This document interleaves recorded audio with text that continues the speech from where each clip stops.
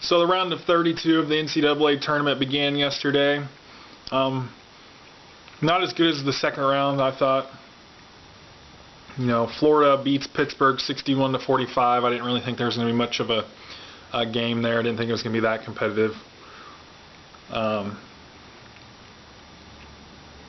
San Diego State over North Dakota State 63-44, not very close. Michigan over Texas 79-65. I think Texas made it close for like a second, and then Michigan pulled away. Louisville over St. Louis 66-51, another kind of boring game. St. Louis got close for like a second, and then Louisville pulls away. And we had four pretty interesting games. Well, actually, Connecticut over Villanova 77-65. That was an upset based on seeding. But Villanova, they depend on the three-pointer way too much. They only had 7 two-pointers for the game. And you just can't do that. You can't go far in the tournament if you focus so much on three-pointers, because you're going to live by them for maybe a short time, but then you're going to eventually die by it. I don't know any team that could go through the whole tournament exclusively shooting three-pointers like they do. So, pretty stupid. 3 games were pretty close. Wisconsin-Oregon. Great game. Oregon jumped out to the big lead by halftime. They were up by 12. Wisconsin came back, hitting everything there in the second half. Took the lead late. Had a 4-point lead with like under 20 seconds to go. Got the Oregon missed a shot. Wisconsin got the rebound, got fouled, then got a flagrant foul, and that pretty much ended it right there. And that's why the margin of victory actually does not reflect how close the game was. It was 85-77 final. Michigan State, Harvard. I didn't think this was going to be that close. Michigan State pulled out to a big lead early, and I figured that was pretty much it. But Harvard fought back.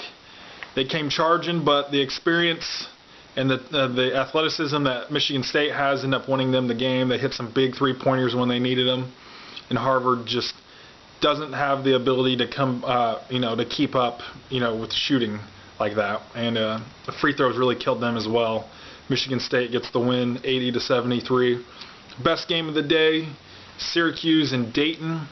Dayton gets another upset, beat Ohio State in round 2. Now round 3 they knock off Syracuse 55-53.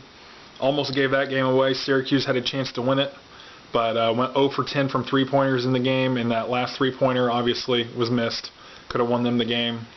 They tied for 5th and 5th worst three-point shooting for an NCAA tournament game. They were 0 for 10. St. Louis actually set the record yesterday. They went 0 for 15. And with the way the game is now, with the introduction of the three-point line back in the 80s, if you can't hit three-pointers, you're not going to win a game. So it's just how it is now. It's just how basketball has become. It's become dependent on the three-pointer. Now, you don't have to hit everything, but you've got to at least hit something, and that's what killed them. So today we got some pretty interesting games. Stephen F. Austin, UCLA. I think Stephen F. Austin can keep up with them. I think they could possibly win it. I'm not sold on Steve Alford as a tournament coach. I'd like to see.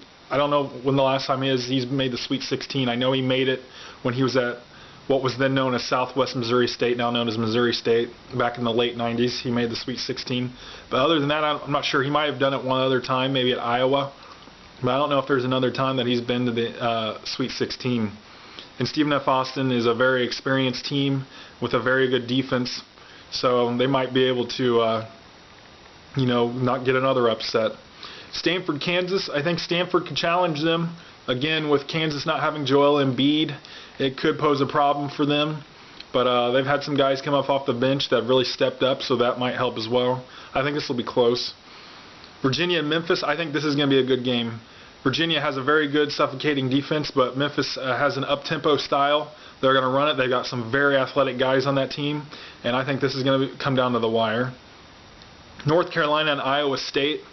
I thought this was going to be an easy Iowa State win, but now that Niang's gone, he's injured, fractured, I think they said fractured foot, fractured ankle, something like that. He's their 3rd best player, and that just, that hurts a bit.